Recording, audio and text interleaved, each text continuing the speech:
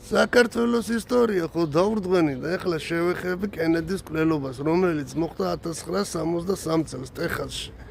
ჩემი ლოგიკით რო ვიმსჯელე, კენედი მოკლეს იმის გამო, რომ მას სურდა ვიეტნამის ომის დასრულება.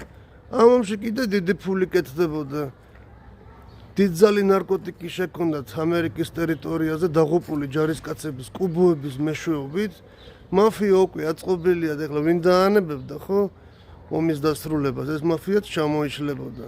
ამიტომ მოუწყეს ჩასაფრება, ერთი კაცის ნასროლი თქვი არ არის, აქ რამდენიმე პირი ფიგური როს ფილმში კარგად აჩას, უბრალოდ სახელი დამოუწყდა ამ ფილმს. სასიკვდილო თქვია მოხდა კეფაში. დაიჭრა ასევე გუბერნატორი ტეხასის, ხო? შემდეგ რამოდენიმე საათის მერე დაიჭირეს ოსვალდი, ჟარგონულად რო თქვათ, შეტენეს ეს მკვლელობა.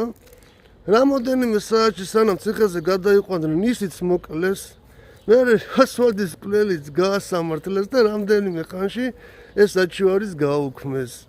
შემდეგ ჯონსონი ადის ტახტზე აღარ ხდება პრეზიდენტი. სხვადასხვა ინგლისის დედოფალი 13 პრეზიდენტთან არის შენახვედრი ჯონსონის გარდა. ესეთებიც ხდებოდა ამერიკაში.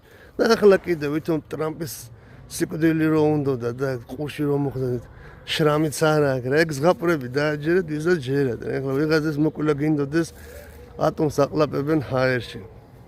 ეს ყველაფერი არის პოლიტიკა და გავლენები.